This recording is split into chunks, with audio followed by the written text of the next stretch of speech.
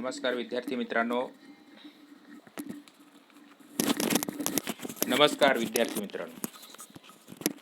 MPSC departmental PSI prelim परीक्षा 2017 साली अर्थशास्त्र या विषयाचे जे आपल्याला परीक्षेमध्ये प्रश्न विचारलेले आहेत त्या प्रश्नांसंदर्भात आज ते प्रश्न बघूया आणि अर्थशास्त्राचे कसे प्रश्न येतात त्या संदर्भात आज आपण थोडक्यात माहिती बघूया.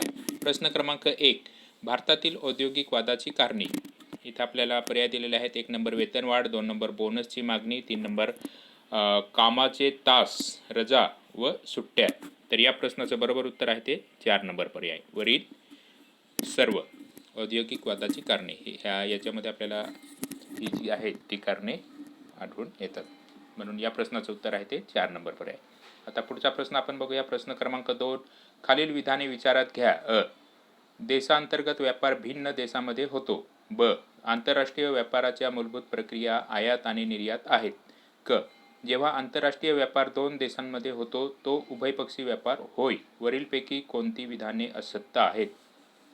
तर इथं आपल्याला पर्याय काय दिलेले आहेत. 1 नंबर फक्त अ आणि ब, 2 नंबर फक्त ब आणि क, 3 नंबर फक्त अ, 4 नंबर फक्त क. प्रश्न विचारलाय काय तर प्रश्न क्रमांक 2, खालील विधाने विचारात घ्या. देशांतर्गत व्यापार भिन्न देशांमध्ये होतो. देशांतर्गत व्यापार भिन्न देशांमध्ये होतो. ब, आंतरराष्ट्रीय व्यापाराच्या मूलभूत प्रक्रिया आयात आणि निर्यात आहेत. क, जेव्हा आंतरराष्ट्रीय व्यापार 2 देशांमध्ये होतो तो उभयपक्षी व्यापार होय. वरीलपैकी कोणती विधाने असत्य? असत्य म्हणजे काय तर चुकीचं. बरोबर, असत्य चूक कोणता आहे तर अ जे आहे ते चुकीचे आहे. देशांतर्गत व्यापार हा भिन्न देशांमध्ये होतो. देशांतर्गत जो व्यापार असतो तो आपल्या देशामध्येच होतो. आपल्या देशामध्ये जे राज्य आहेत त्या राज्यांमध्येच होत असतो. बरोबर, तर हे जे आहे ते चुकीचं आहे. पर्याय जो आहे तो चुकीचा आहे. आता पुढचा प्रश्न बघूया. प्रश्न क्रमांक 3, आपल्या देशात बँकांची बँक म्हणून ओळखली जाते. रिझर्व्ह बँक ऑफ इंडिया, ब, व्यापारी bank, state bank of India, ड, वरीलपैकी कोणतीही नाही. तर या प्रश्नासाठी आपल्याला पर्याय दिलेले आहेत. 1 नंबर फक्त अ, 2 नंबर फक्त अ आणि ब, 3 नंबर फक्त अ, ब आणि क, 4 नंबर ड. तर या प्रश्नाचं बरोबर उत्तर आहे ते रिझर्व्ह बँक ऑफ इंडिया.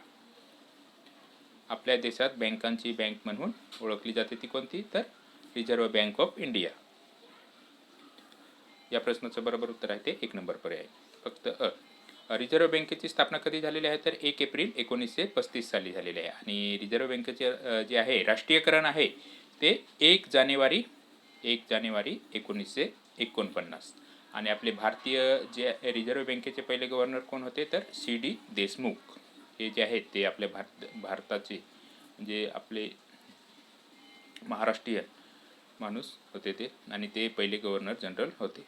आता पुढचा प्रश्न बघूया. प्रश्न क्रमांक 4, व्यापारी बँक पुढील कार्य करते. चलन निर्मितीचे कार्य करते. ब, सरकारची बँक म्हणून कार्य करते. तर आपल्याला पर्याय दिलेले आहेत. 1 नंबर फक्त अ, 2 नंबर ब, 3 नंबर वरील दोन्ही, 4 नंबर वरीलपैकी नाही. तर व्यापारी बँक असते ती व्यापारी म्हणजेच व्यापारासंबंधी ती बँक असते. तर इथं जे दिलेले आहेत ते दोन्ही पर्याय वरीलपैकी दोन्ही नाही.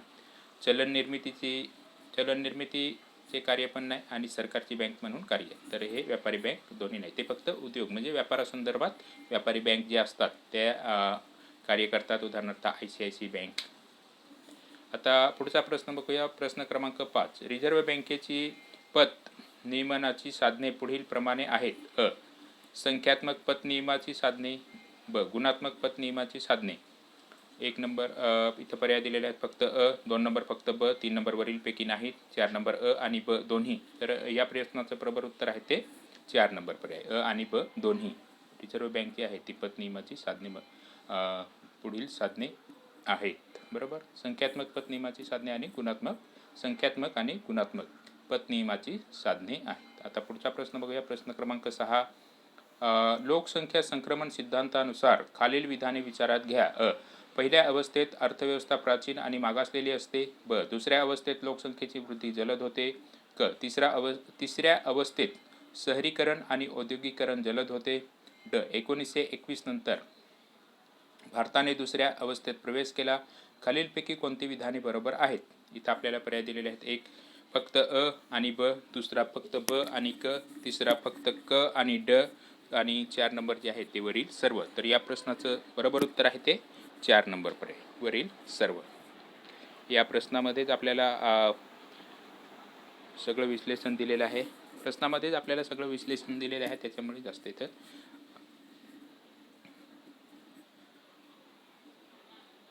चर्चा करणे म्हणजे त्याच्यातच त्या विधानामध्येच उत्तर दिलेलं आहे. बरोबर. लोकसंख्या संक्रमण सिद्धांतानुसार खालील विधाने विचारात घ्या. ते हे इथं याच्यामध्ये उत्तर देण्यात आलेलं आहे. अशा प्रकारे हा प्रश्न आहे. आता मित्रांनो, एवढे हे जे प्रश्न आहेत ते आपण बघितले, ते डिपार्टमेंटल PSI पूर्व परीक्षा 2017 साली आलेले होते. आता जे आहे ते डिपार्टमेंटल PSI 2016 साली झालेली आहे. ती परीक्षा फक्त एकच झालेली होती. पूर्व परीक्षा आणि मुख्य परीक्षा अशी नव्हती, फक्त एकच परीक्षा झालेली होती. त्याच्यामध्ये जे आपल्याला प्रश्न आलेले आहेत ते प्रश्न बघूया. प्रश्न क्रमांक 1. नरसिंह राव यांच्या नेतृत्वाखाली काँग्रेस सरकारने जुलै 1991 साली नवीन औद्योगिक धोरण जाहीर केले. खालीलपैकी त्यांची उद्दिष्टे कोणती? भारतीय औद्योगिक अर्थव्यवस्था नोकरशाहीच्या नियंत्रणातून मुक्त करणे. ब. भारतीय अर्थव्यवस्था जागतिक अर्थव्यवस्थेशी जोडण्यासाठी उदारीकरणाचा मार्ग अवलंबणे. क. थेट परकीय गुंतवणुकीवरचे नियंत्रण काढणे. ड. सार्वजनिक क्षेत्राचा भार कमी करणे. अशा प्रकारे हे जे आहेत ते आपल्याला 4 विधानं दिलेले आहेत. आणि आता इथं आपण पर्याय बघूया. आपल्याला जे पर्याय दिलेले आहेत ते 1 नंबर फक्त अ आणि ब, 2 नंबर फक्त ब आणि क, 3 नंबर फक्त क आणि ड, 4 नंबर वरीलपैकी सर्व. तर या प्रश्नाचं बरोबर उत्तर आहे ते वरीलपैकी सर्व. कारण इथं जे आहे ते आपण आपल्याला प्रश्न काय विचारला आहे?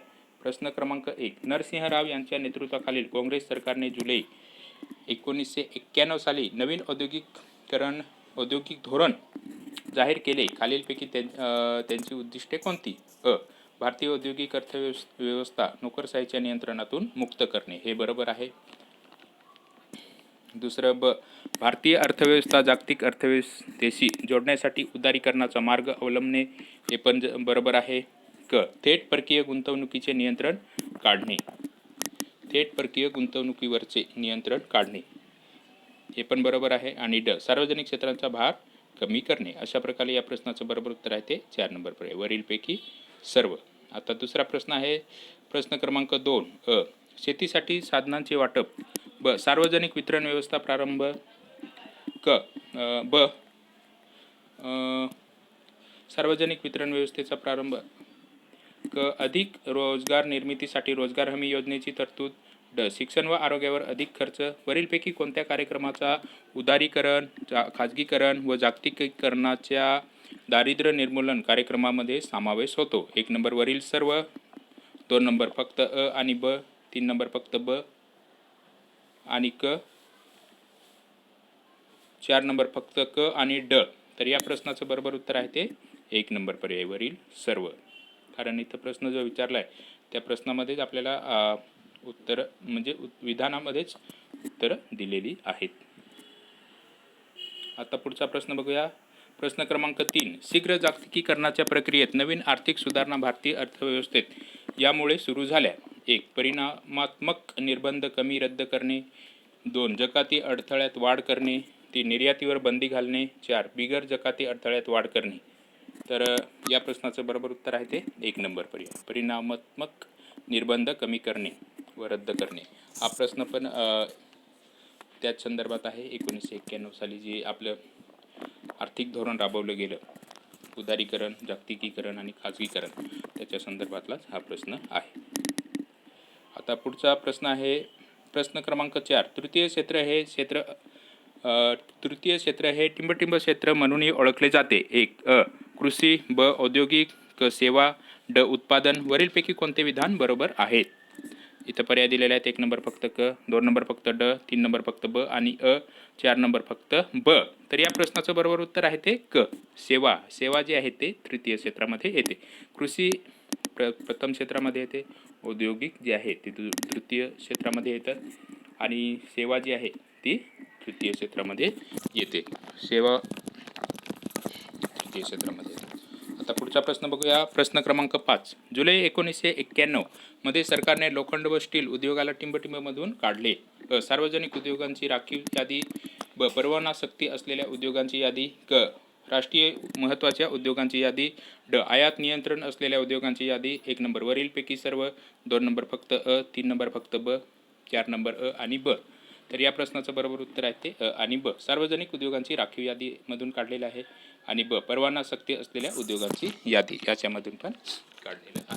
अशा प्रकारे या प्रश्नाचं उत्तर जे आहे ते 4 नंबर पर्याय अ आणि ब.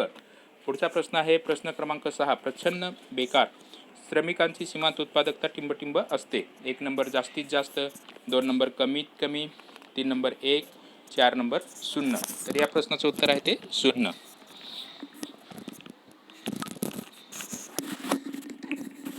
थोडक्यात आपण प्रसन्न बेकार म्हणजे काय ते बघूया. प्रसन्न बेकारी ही छुपी असते, बरोबर, म्हणजेच लपलेली बेकारी असते ती.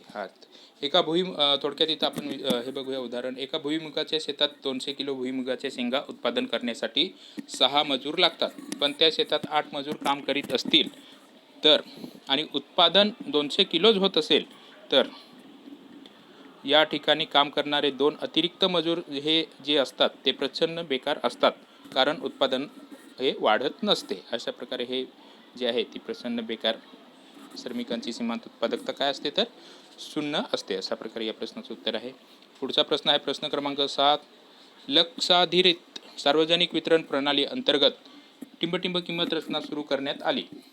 अ एकेरी, ब दुहेरी, क 4 स्तर, ड यापैकी नाही. वरीलपैकी कोणते विधान बरोबर आहेत? 1 नंबर फक्त अ, 2 नंबर फक्त ब, 3 नंबर फक्त क, 4 नंबर फक्त ड.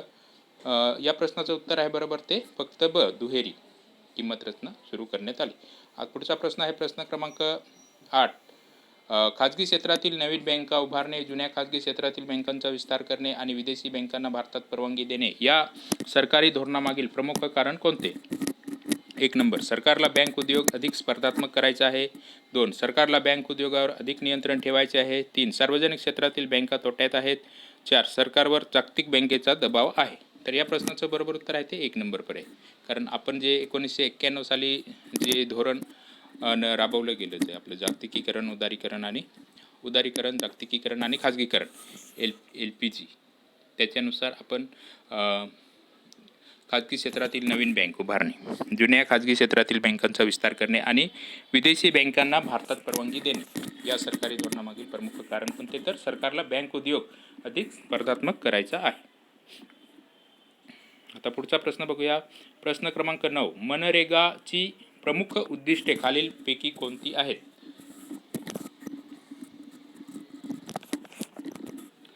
मनरेगाची खालील उद्दिष्टे कोणती आहेत? 1 नंबर एका आर्थिक वर्षात 100 दिवसाची रोजगाराची हमी देऊन ग्रामीण क्षेत्रातील लोकांची उपजीविका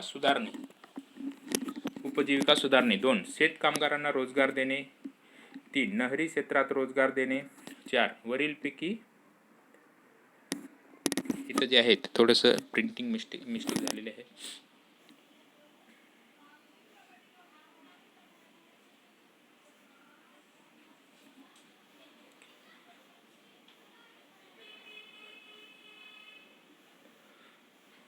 मनरेगा इथे नहरी नसून शहरी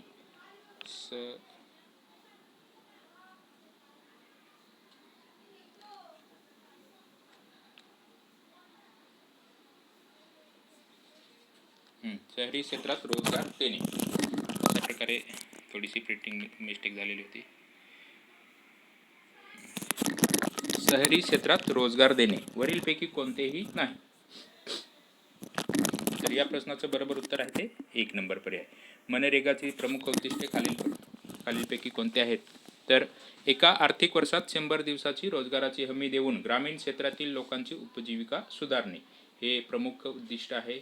इथं आपण राष्ट्रीय ग्रामीण रोजगार हमी कायद्याची जी नोंदणी आहे ती 7 सप्टेंबर 2005 झालेली आहे.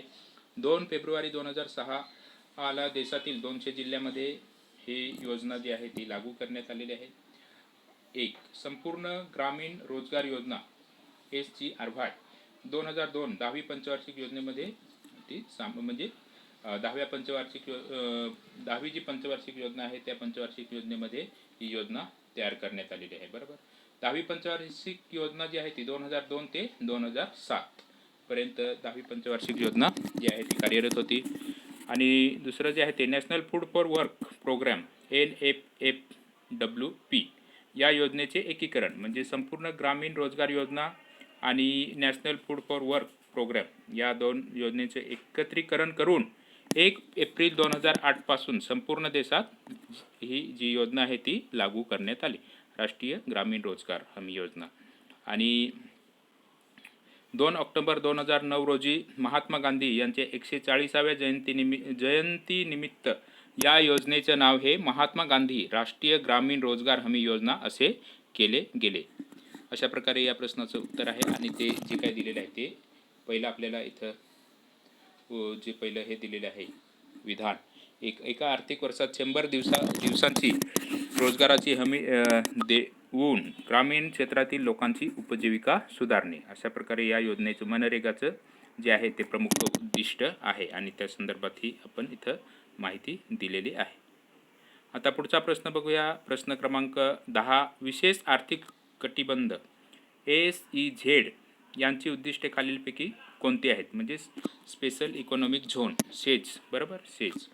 1. जलद दराने निर्यात वृद्धी करणे. 2. उत्पादन व सेवा क्षेत्रात मोठ्या प्रमाणात रोजगार उपलब्ध करून देणे.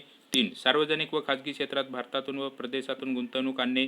4 नंबर वरील सर्व. तर या प्रश्नाचं बरोबर उत्तर आहे ते 4 नंबर पर्याय, वरीलपैकी सर्व. आता अशा प्रकारे आपण 2016 साली जी परीक्षा झालेली होती त्या परीक्षेमध्ये जे काही प्रश्न आलेले होते ते प्रश्न बघितले.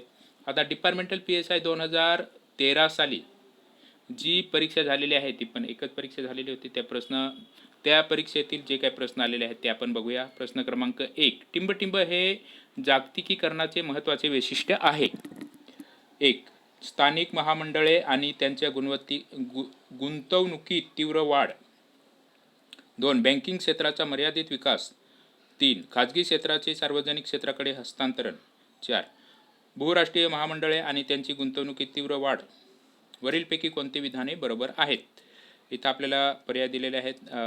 अ 1 आणि 2, ब 3 फक्त, क 2 फक्त आणि ड 4 फक्त. तर या प्रश्नाचं बरोबर उत्तर आहे ते 4 फक्त.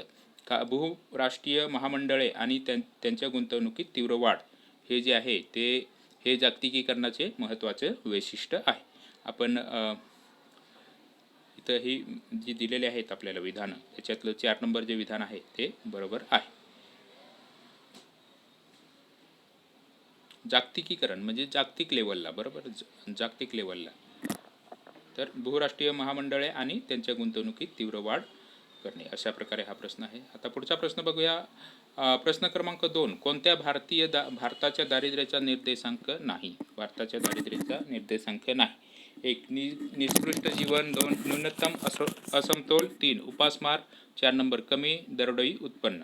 तर या प्रश्नाचं बरोबर उत्तर आहे ते 2 नंबर पर्याय. इथं आपल्याला निर्देशांक, दारिद्र्याचा निर्देशांक नाही ते विचारले, तर 2 नंबर पर्याय न्यूनतम असमतोल हे जे आहे ते निर्देशांक दारिद्र्याच्या निर्देशांकामध्ये येत नाही. दारिद्र्य या संदर्भात आपण हा प्रश्न बघितला.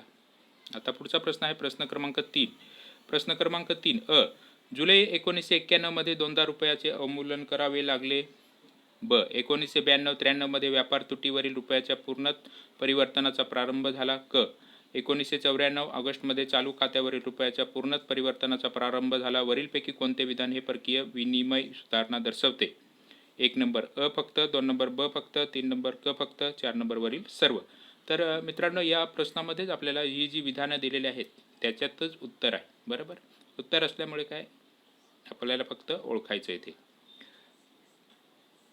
वरीलपैकी कोणते विधान परकीय विनिमय सुधारणा दर्शवते? तर वरील सर्व. काय आहे तर जुलै 1991 मध्ये 2दा रुपयाचे अवमूल्यन करावे लागले. बरोबर. 1992-93 मध्ये व्यापार तुटीवरील रुपयाच्या पूर्ण परिवर्तनाचा प्रारंभ झाला. क. 1994 ऑगस्टमध्ये चालू खात्यावरील रुपयाच्या पूर्ण परिवर्तनाचा प्रारंभ झाला. अशा प्रकारे या प्रश्नामध्येच आपल्याला विश्लेषणात्मक प्रश्न असल्यामुळे याच्यातच उत्तर आहे, त्या फक्त आपल्याला ओळखायचं आहे. पुढचा प्रश्न आहे प्रश्न क्रमांक 4. मौद्रिक उपाय टिंबटिंबद्वारे मोजले जातात. अ. केंद्र सरकार. ब. मध्यवर्ती बँक. क. राज्य सरकार. ड. व्यापारी बँक.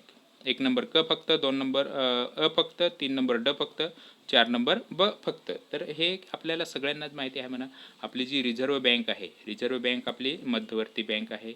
भारताची रिझर्व्ह बँक ही मध्यवर्ती बँक आहे. जशी अमेरिकेची फेडरल बँक आणि स्वीडनची जशी स्विस बँक, स्वीडन म्हणजेच स्वित्झर्लंडची स्विस बँक, त्याचप्रमाणे आपली जी आहे ती मध्यवर्ती बँक कोणती आहे तर reserve bank of India. Reserve bank of India आपले मौद्रिक उपाय सुचवते, पत नियंत्रण, CCR वगैरे जे काय आहे ते सगळं रिझर्व्ह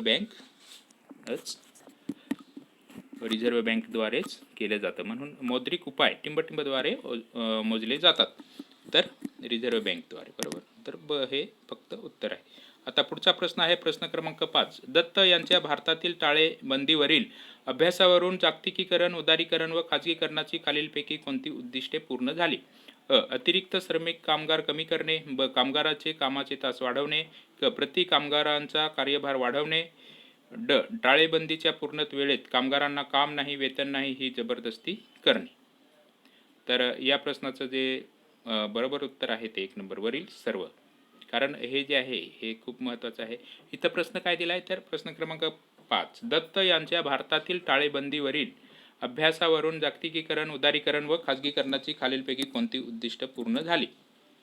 तर हे अतिरिक्त श्रमिक कामगार कमी करणे, कामगारांचे कामाचे तास वाढवणे, प्रति कामगारांचा कार्यभार वाढवणे, ड टाळेबंदीच्या पूर्ण वेळेत कामगारांना काम नाही, वेतन नाही ही जबरदस्ती करणे. तर या प्रश्नाचं बरोबर उत्तर आहे ते 1 नंबर पर्याय. इथं आपल्याला पर्याय दिलेले आहेत बाकी, पण याच्यामध्ये फक्त हे जे आहे ते हे बरोबर आहे. आता पुढचा प्रश्न आहे तो प्रश्न क्रमांक 6 बघूया मित्रांनो. इथं आपण प्रश्न क्रमांक 6 बहुराष्ट्रीय कंपन्यांच्या येण्यामुळे ग्राहक उपयोगी वस्तूचे उत्पादन करणाऱ्या लघु व मध्यम उद्योगधंद्यांचे नुकसान झाले.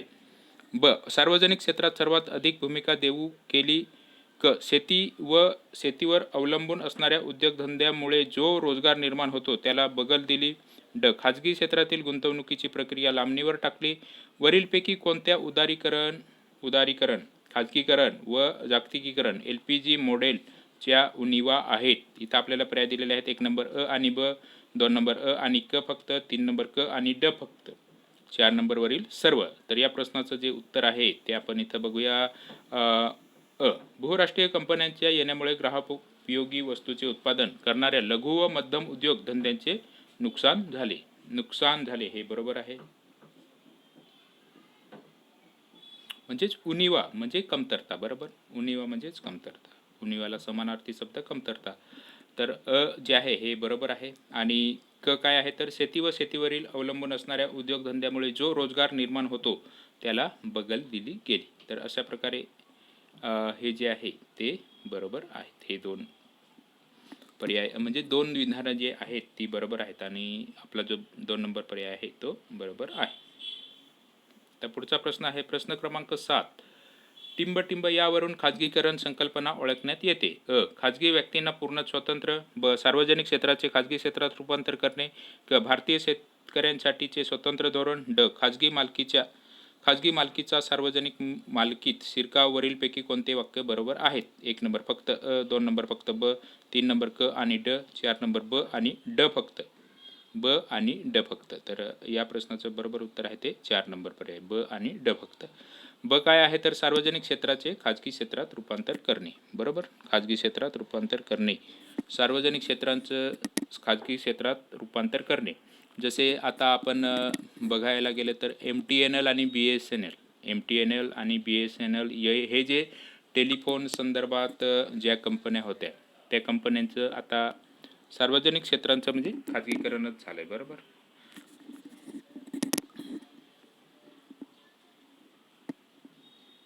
सार्वजनिक क्षेत्रांचे खाजगी क्षेत्रात रूपांतर करणे.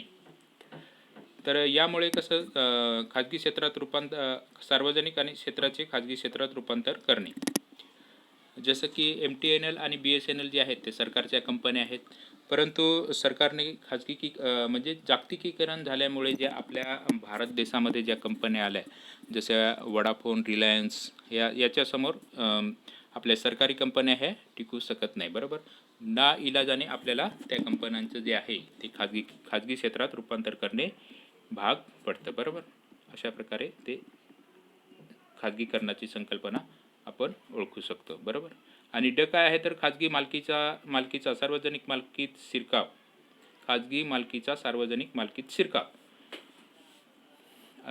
एअर इंडिया संदर्भात आपण एअर इंडिया संदर्भात आता जे उदाहरण झालं, बरोबर. एअर इंडियाचे आता टाटा या कंपनीला म्हणजे सार्वजनिक भारत देशाची जी कंपनी आहे एअर इंडिया, तिथे ते आता चालवण्यासाठी टाटा ग्रुपकडे देण्यात आलेली आहे, बरोबर. एअर इंडिया कारण आपल्या भारत सरकारच्या ताब्यात असल्यामुळे ती नुकसान झालेलं होतं त्याचं एअर इंडियाचं, आता ती चालवण्यासाठी म्हणून टाटा समूहाकडे देण्यात आलेले आहे. वरीलपैकी कोणती वाक्य बरोबर आहेत तर ब आणि ड फक्त.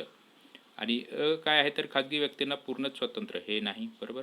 आणि काय आहे भारतीय शेतकऱ्यांचे स्वतंत्र धोरण, तर हे पण नाही. इथं आपल्याला प्रश्न काय विचारला तर टिंबटिंब यावरून खाजगीकरण संकल्पना ओळखण्यात येतात. तर ब सार्वजनिक क्षेत्राचे खाजगी क्षेत्रात रूपांतर करणे. आणि ड खाजगी मालकीचा सार्वजनिक मालकीत शिरकाव. वरीलपैकी कोणती वाक्ये बरोबर आहेत तर ब आणि ड. पुढचा प्रश्न आहे तो बघूया आपण. इथं प्रश्न क्रमांक 8. खालील वाक्यामधून बरोबर असलेले वाक्य निवडा. 1. जागतिकीकरण म्हणजे जागतिक तापमानवृद्धीचा अभ्यास. 2. उदारीकरण आयात व निर्यात निर्बंध कमी करणे. 3. FDI परकीय प्रत्यक्ष आयात दर्शवते. 4. विदेशी व्यापारात IMFची काहीच भूमिका नसते. इथं आपल्याला काय विचारलं आहे तर खालील वाक्यामधून बरोबर असलेले वाक्य निवडा. तर 2 नंबर पर्याय जे आहे ते उदारीकरण आयात व निर्यात निर्बंध कमी करते. आता इथपर्यंत आपण जे आहे ते बघितले प्रश्न 2013 साली जी डिपार्टमेंटल PSI झालेली होती त्या परीक्षेचे. आता जो आहे ते आपण डिपार्टमेंटल PSI 2011 साली जी परीक्षा झालेली आहे त्याच्यामध्ये मुख्य आणि पूर्व आणि मुख्य त्याच्यामध्ये जे काय झालेले आहेत परीक्षा त्या संदर्भात आपण आता इथं प्रश्न बघणार आहोत. प्रश्न क्रमांक 1. रिझर्व्ह बँक ऑफ इंडियाचे राष्ट्रीयकरण केव्हा करण्यात आले. हे 1 लाईन प्रश्न आहेत, आपण याच्या अगोदर बघितलेत. तर त्यावेळेस 1 लाईन प्रश्न यायचे, नंतर मग 2013 पासून विश्लेषणात्मक प्रश्न यायला लागले. आता परत शंभर प्रश्न, बरोबर. आपण याच्या अगोदर 2017 सालचे जे आहेत ते प्रश्न बघितले. तर इथं आता बघूया आपण हे त्या मागचे प्रश्न आपण बघूया आणि त्याच्यानुसार मग आपण कारण हा रिझर्व्ह बँकेसंदर्भातला आपल्याला डिस्क्रिप्टिव्ह प्रश्न जो आहे तो वरती विचारलेला आहे. रिझर्व्ह बँक ऑफ इंडियाचे राष्ट्रीयकरण केव्हा करण्यात आले. इथं आपल्याला पर्याय दिलेले आहेत. 1 नंबर 1947, 2 नंबर 1955, 3 नंबर 1949 आणि 4 नंबर 1951. तर या प्रश्नाचं बरोबर उत्तर आहे ते 3 नंबर पर्याय 1949 साली. प्रश्न क्रमांक 2. 2001ची जनगणना भारतातील स्वातंत्र्यानंतरची कितवी जनगणना आहे. तर या प्रश्नाचं बरोबर उत्तर आहे ते 1 नंबर 7वी, 2 नंबर 9वी, 3 नंबर 11वी, 4 नंबर 5वी. तर बरोबर उत्तर कोणतं आहे तर 1 नंबर पर्याय 7वी.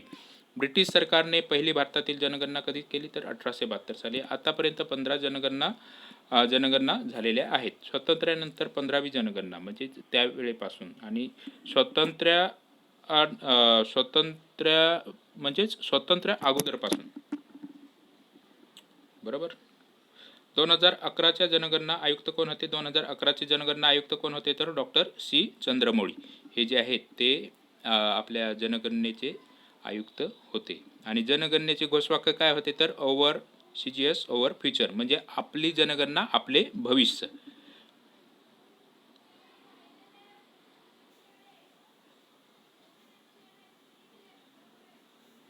इथं जे आहे स्वातंत्र्यानंतर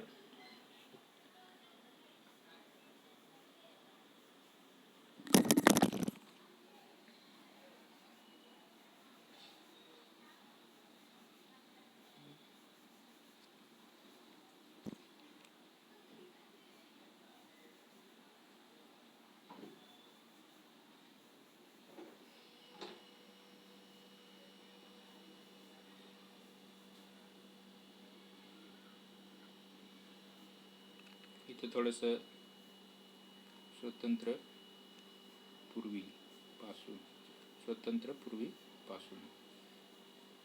म्हणजे स्वतंत्र होण्याच्या अगोदरपासून आतापर्यंत किती जनगणना झालेल्या आहेत तर 15 जनगणना झालेल्या आहेत. अशा प्रकारे हा प्रश्न आहे. एकंदरीत हा प्रश्न जो आहे तो भूगोल संदर्भात आहे. परंतु अर्थशास्त्र याच्यामध्ये आपण हा प्रश्न जो आहे तो घेतलेला आहे. प्रश्न क्रमांक 3, कोणत्या बेकरीच्या प्रकारामध्ये श्रमिकांची सीमांत उत्पादकता शून्य किंवा उणे असते? तर आपण वरती या प्रश्नाचं थोडक्यात विश्लेषण बघितलं. 1 नंबर चक्रीय बेकारी, 2 नंबर प्रसन्न बेकारी, 3 नंबर खुली बेकारी, 4 नंबर हंगामी बेकारी. या प्रश्नाचं बरोबर उत्तर आहे ते 2 नंबर पर्याय प्रसन्न बेकारी. पुढचा प्रश्न आहे प्रश्न क्रमांक 4, भारतात नियोजन मंडळाचा अध्यक्ष कोण असतो? 1 नंबर पंतप्रधान, 2 नंबर वित्तमंत्री, 3 नंबर उद्योगमंत्री, 4 नंबर रिझर्व्ह बँक ऑफ इंडियाचे गव्हर्नर. तर नियोजन आयोग जे आहे ते सध्या रद्द करण्यात आलेले आहे. नियोजन आयोगाच्या जागेवर नीती आयोग आलेला आहे.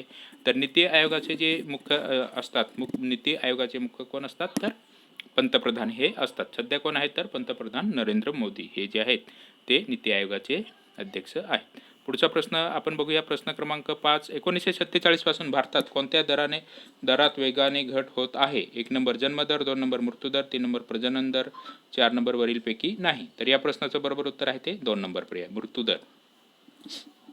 पुढचा प्रश्न आहे प्रश्न क्रमांक 6, कोणत्या बेकारीमध्ये हंगामी बेकारी आणि छुप्या बेकारीचा समावेश होतो? 1 नंबर ग्रामीण बेकारी, 2 नंबर शहरी बेकारी, 3 नंबर उघड बेकारी, 4 नंबर वरीलपैकी सर्व. तर या प्रश्नाचं बरोबर उत्तर आहे ते 1 नंबर पर्याय ग्रामीण बेकारी. पुढचा प्रश्न आहे प्रश्न क्रमांक 7, आर्थिक विकास म्हणजे वास्तव राष्ट्रीय उत्पन्नातील टिंबटिंब होय. 1 नंबर वाढ, 2 नंबर घट, 3 नंबर स्थैर्य, 4 नंबर वरील सर्व. तर या प्रश्नाचं बरोबर उत्तर आहे ते 1 नंबर पर्याय वाढ. प्रश्न क्रमांक 8, समाजवादी अर्थव्यवस्थेत उत्पादन लक्ष्य कोण निर्धारित करते?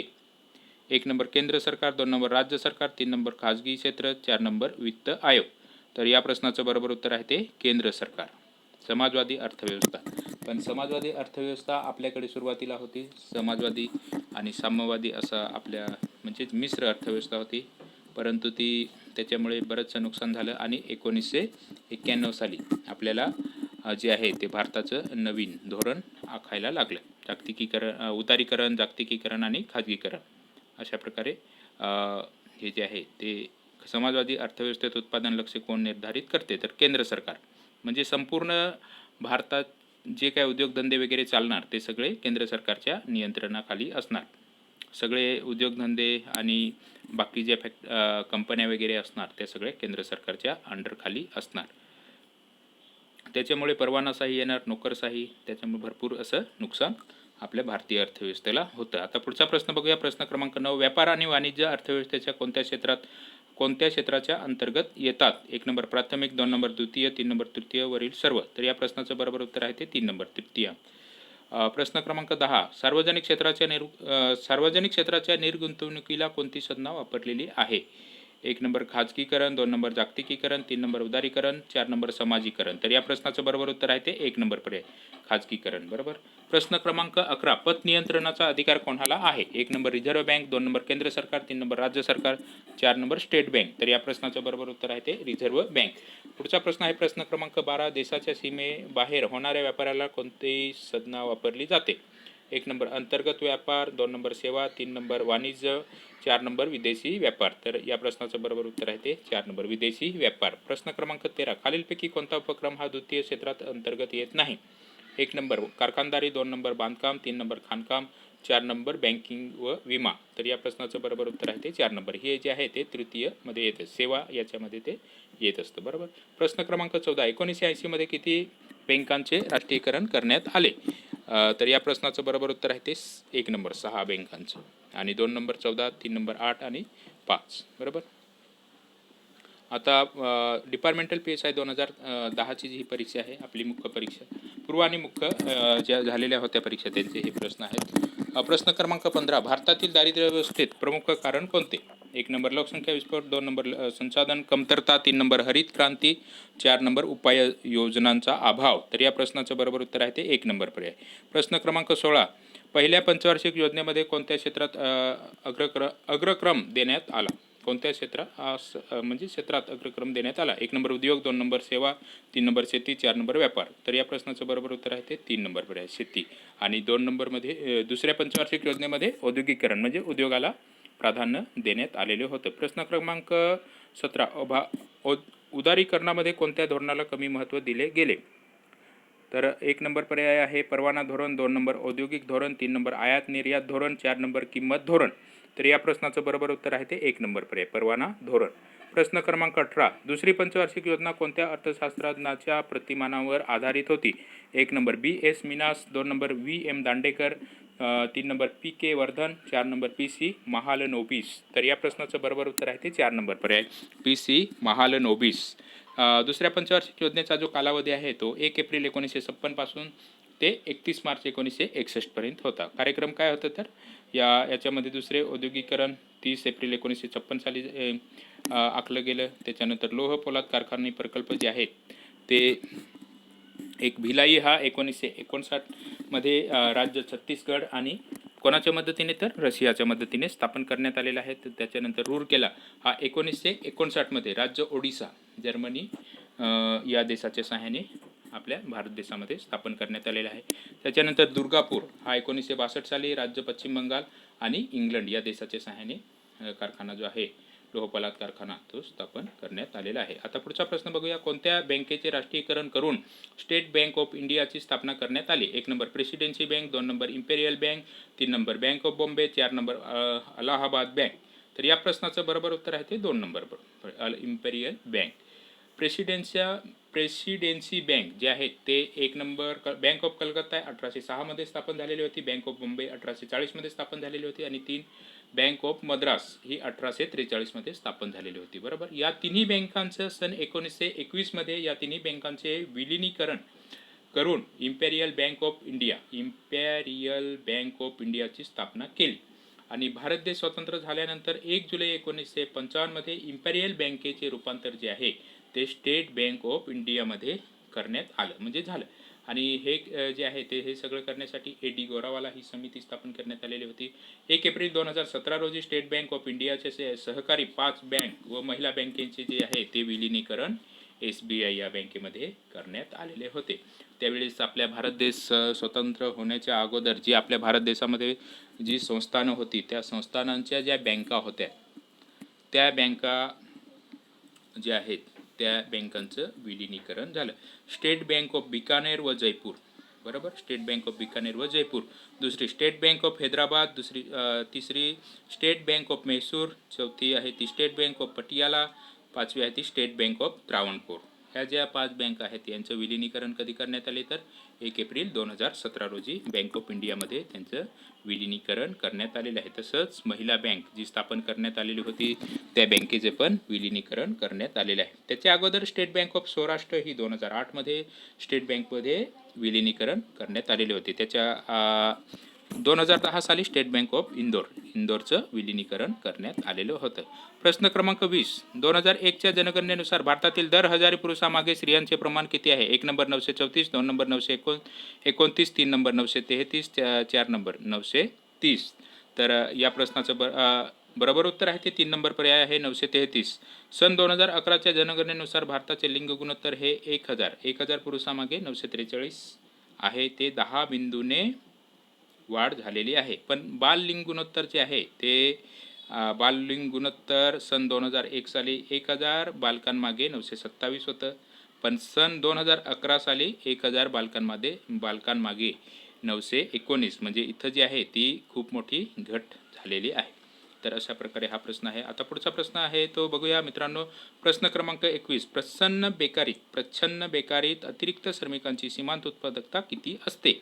1 नंबर 0, 2 नंबर मध्यम, 3 नंबर पर्याप्त, 4 नंबर महत्तम. इथं आपल्याला प्रश्न काय विचारलेला आहे तर अतिरिक्त श्रमिकांची सीमांत उत्पादकता किती असते? तर या प्रश्नाचं जे बरोबर उत्तर आहे ते प्रच्छन्न बेकारीत अतिरिक्त श्रमिकांची सीमांत उत्पादकता किती असते. इथं या प्रश्नाचं बरोबर उत्तर आहे ते 1 नंबर पर्याय आहे. इथं आपण चुकून 4 नंबर केलेला आहे. या प्रश्नाचं जे आहे ते उत्तर आहे ते